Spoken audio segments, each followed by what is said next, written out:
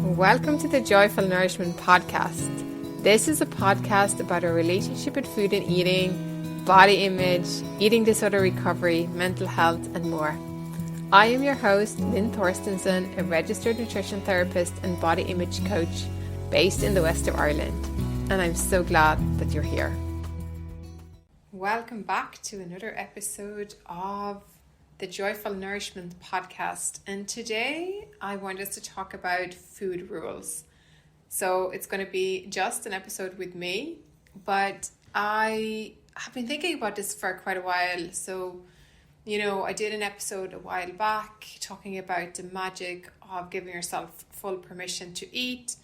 I also recently wrote a Substack newsletter post on what normal eating, quote unquote, is. And I've also, from season 1, I did a couple of episodes on hunger and fullness. And within all of that work, when I work with clients, another piece of that really is about food rules. So let's define together what a food rule really is. And how I think about it is that a food rule is anything that tells you what to eat, how much, and when. And a prime example, of course, is calorie counting, or having rules like I can't eat before X amount of time, or I shouldn't eat after X amount of, hours in the day. And typically we learn food rules from diets. So you might have a lot of them, maybe you don't have any. And I keep coming back to this belief that I have and this value that I don't believe as humans we tend to do things for no reason at all. And often when we're drawn to food rules, there is an underlying desire to feel a sense of safety, having some structure. And I think one of the things that often happens when we go on a diet, particularly in that beginning, it's like, the excitement of starting something new and just feeling this structure. And we make a lot of decisions in the day, not just about what to eat and when and shopping and preparing, but about a whole host of other things as well. So having rules can feel, it can eliminate some of that decision fatigue that can happen. But I think also one of the core things is that the rules give a sense of structure. And I think this is especially true when eating feels chaotic, or maybe even more so we're drawn to these when life feels chaotic. And this is because food is something that we can control. And it's very easy to be drawn to that sense of control and controlling food, or trying to control our bodies and body size, when other things in our lives makes us feel like out of control, or they're outside of our control, or things are happening in our lives that we don't, that we can't control. So there's clearly some benefits to having food rules. I don't think, I think it would be very ignorant to say that there isn't. But some of the things that can happen when we have food rules is that they can be quite rigid. And I do want to talk about, the difference also, what is the difference between having food rules and the difference between having some structure. Because often when people first hear about intuitive eating or mindful eating or tuned eating, it can feel like, if you're going from a very kind of rigid meal plan, or that's what you're used to, then it feels really chaotic to let all of that go and trying to be attuned to your body, and and maybe you and your body aren't really on the same team, and you've long ago tuned out of communicating with your body or listening to its needs. So that takes time, that takes a lot of practice. So this is where, of course, we can be drawn to having food rules. That can create this sense of safe container. I know what I'm doing, and try to stick to that. The problem, of course, is what happens when we can't stick to our own rules, or the rules that we're following from a diet. or a plan that somebody else gave you that wasn't co-designed or made in collaboration with you. So some of the challenges that I tend to see, and I think that definitely was part of my own story, was that when there's a rule, that means you can break it or you can rebel against it. And if you are somebody who feels a lot of resistance to things like discipline, and that's really set you off and kind of going, if it, I'll do whatever I want. And that creates that space in that gap that where if you can't stick to it 110%, it's like you just let it all go. And that's often what happens with rules, because there's no flexibility. And sometimes people get so good at sticking to their rules that they take over their whole life, that trying to stick to the meal plan or the diet in order to have that sense of control makes actually life in general much smaller. And it might mean that I'm not going out with my friends, I'm not going to events when I don't know what that's going to be served, because how can I? Because it could interfere with my plan and my rules. Another thing that often happens as well is that food tends to be seen as good or bad, and often food rules tend to be, like I mentioned, calorie counting before. They also tend to come with like cutting out sometimes whole food groups. You know, back in the 90s, it was all about cutting out fat. Then more recent years, it's been all about cutting out carbohydrates or cutting out sugar. And yes, protein tends to be left in there. But the thing is, like, our bodies need all macronutrients, and also fat and carbohydrates in particular is a very large food group. It contains a huge amount of different types of foods. So just to say that, oh, I'm not eating any carbohydrates, means that you miss out on a lot of foods that actually has lots of nourishing health benefits for your body. And food rules also tend to come with this morality. There's good foods and there's bad foods. And what happens when we bring in food morality is that we internalize that. So what do I mean by that? So basically, if I'm eating a lot of the foods that is in my rules that are in the good bucket, I tend to feel quite good about myself. I feel a bit virtuous, and it's easier to ignore if these foods give me any kind of side effects like bloatedness, digestive upsets, or maybe they're not really fueling me enough and I'm feeling a bit tired, but sure, they're all good foods, so why am I not feeling amazing? And then there's the bad foods, the foods that are, that we've been told, or we've internalized the message that they're bad. Sweet stuff, cakes, biscuits, pizzas, burgers. I don't know, what else have you got on your bad list?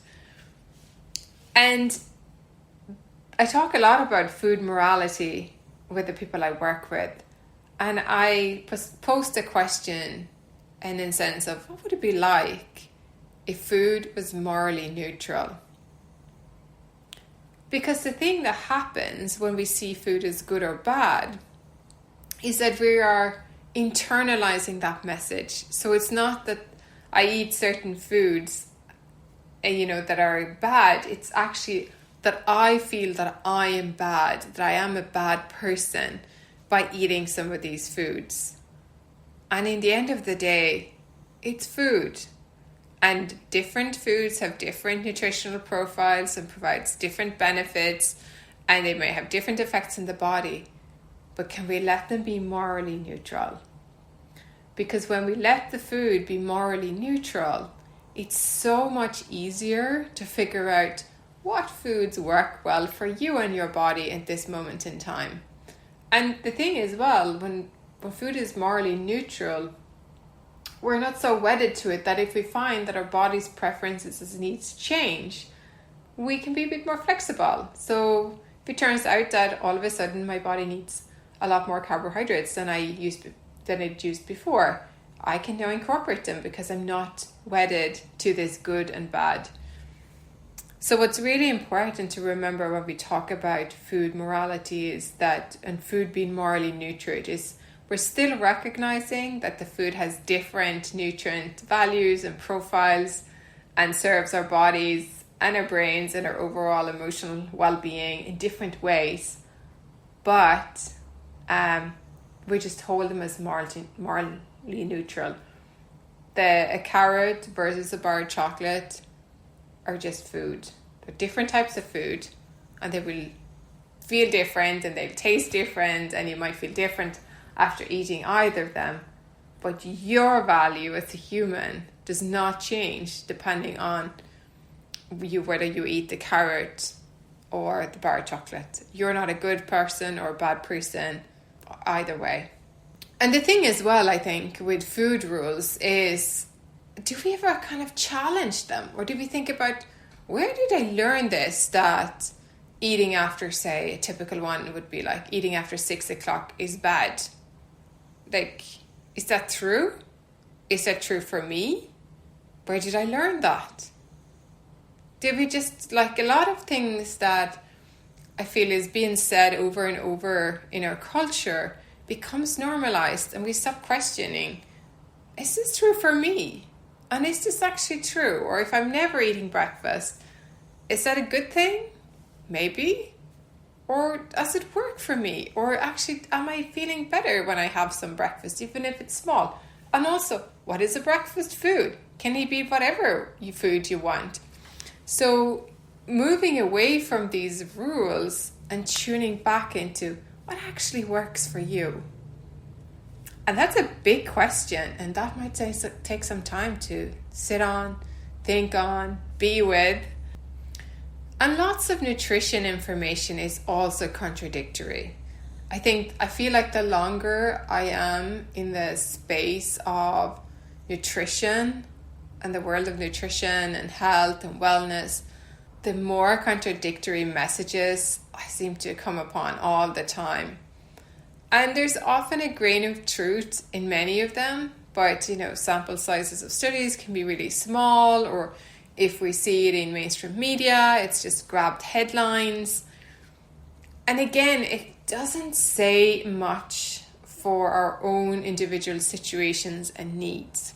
And if you've done lots of diets, then you might be going, God, I don't know what to eat anymore, because one says cut this type of food out, and the other one says bring that back in, but cut something else out. And what can happen is that you might end up eating very few foods, and that's certainly not that great for your health, because we need a variety if we're going to meet our nutrition needs. Now, again, caveat, sometimes people have sensory preferences, sensory challenges, or sensory differences, and will need to eat or maybe struggling to eat a wider variety of foods, and that's okay, but then we need some other nutrition support to meet that shortfall, which we can do with supplements, for example. But I said as well in the beginning that if we think about the needs for rules, the need for control, or in particular when things feel chaotic and out of control, and if you're coming off heavy diets, but you've been coming off running between the diet deprivation binge cycle, and it all feels really chaotic, structure can be really helpful. But what's the difference between rules and structure? And how I think about it is that when we have a structure, there's a yield. That means there's some flexibility. So, for example, you can let go of food rules that say I shouldn't eat before a certain time of the day or after a certain time of the day, because how do you know if, what happens if, your rule is like I don't eat after 6, but what happens if you're actually really hungry at 8 or 9 and your breakfast is, later in the day, and you have a long gap between your dinner and your first meal in the morning? What happens if you're hungry? Or something happens in your day? We need a bit of flexibility. But that's not to say that you might want to create a structure that is like, okay, My body does best if I eat every 3 to 4 hours, or it might be 4 to 5 hours. You might want to have a certain type of breakfast. Maybe your body does better when it has more protein in the morning. Maybe it does better if it has certain types of carbohydrates with your breakfast. Maybe you're somebody who actually feels better if you eat a more substantial lunch rather than a smaller lunch. Maybe, it works better for your day to have a smaller lunch and a snack in the afternoon and then having a dinner prepared when you get home. And maybe you want to bring in a snack in the evening. I don't know. I don't know you, so I can't give any specific advice. But these are things that we often work through when I work with my clients. Like, what works for you? And the importance of having structure, particularly early on in our recovery journey, is that our body needs consistent feeding and regular adequate food intake. And what that does is it helps to kind of calm things down because there's a predictability. So the anxiety underlying coming from your body kind of not knowing when the next meal is going to be served, some of that tends to calm down when there's a predictability in eating. But the difference here is, so say, you decide your breakfast, lunch, dinner and snack times are roughly the same times every day. But the difference between structure and rules is that if something changes, you can, it's not the end of the world. You just adjust as necessary. And rules tend to be a lot more rigid and they're not personalized.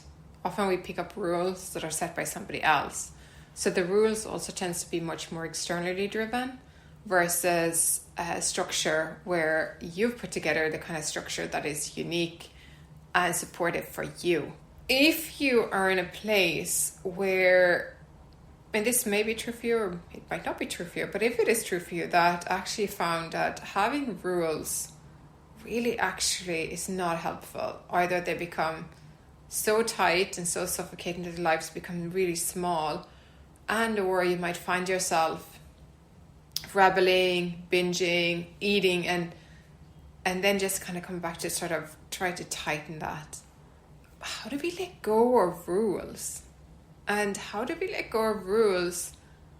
And even, or maybe I should say, especially so if actually structure is helpful. So my question for you to take away and to think about, because of course I'm not sitting in front of you, so I can't give you specific advice or we can work this through together, but to really think about, what does that look like for you? If you were to let go of food rules, and again, I don't know exactly which food rules you tend to have or that you've had in the past, or the ones that you feel like, okay, these are not helpful. But one of the big ones to let go of, I think that it tends to be really supportive and helpful across the board, is to let go of food morality and start to see food as morally neutral. And what this does is that it opens up the space for curiosity and attunement. And that takes time, right? So if you come back to this question, what does structure look like for you that isn't rule-based, but that provides that sense of scaffolding? You might need to do some trial and error. You might need to look at, right, how does my life look in generally? What kind of time do I have for planning, cooking? Are there times I don't want to cook in the day or in the week? What would that look like in order to make sure that I'm still feeding myself and my body and maybe other people in your household in a consistent, supportive way? And I think the biggest one also is that when we move from rules to maybe more structure, is that there's still an element of flexibility. So, for example, if I feel that eating around 6 or 7 in my day actually works better because that gives enough, but not too long of a time span between my lunch and my dinner, so I don't arrive to dinner really ravenous and out of control hungry. But say there's a day, or there's some days where, it makes more sense to have dinner at 5:30 because I'm heading out the door and I'm not going to be able to eat at the typical time that I would have my evening meal, or something happens and the day runs away with you. And one of the things that often happens to me is that I have work later on and I haven't created enough space to feed myself earlier in the evening, and next thing it's like 8 o'clock and I'm having my dinner, and it's not ideal, but I'm not beating myself up over it. And that's, I think, is the difference between having some structures and intentions versus having strict rules. Because when we're breaking those rules, it's like something is, if we break it, versus with the structure, and often it's something internally, there's more of that sense of flexibility. So, and if I'm not breaking the rules, I can be more compassionate, I can turn towards myself with that sense of curiosity and kind of go, okay, how did this work? Maybe it was good, maybe it wasn't.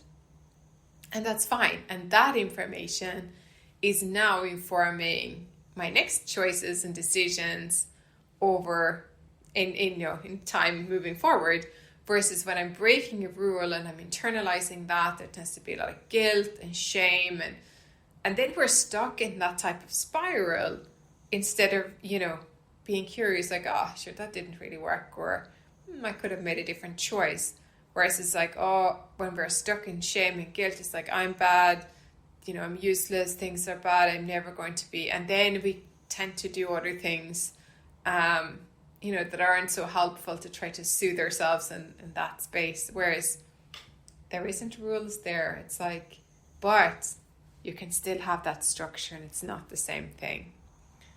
So, yeah, I hope that was helpful. This is something that I often find myself talking about, but I do find when I'm recording these solo episodes that it's so different to technically have a monologue, whereas if you were sitting in front of me, we would work this through together.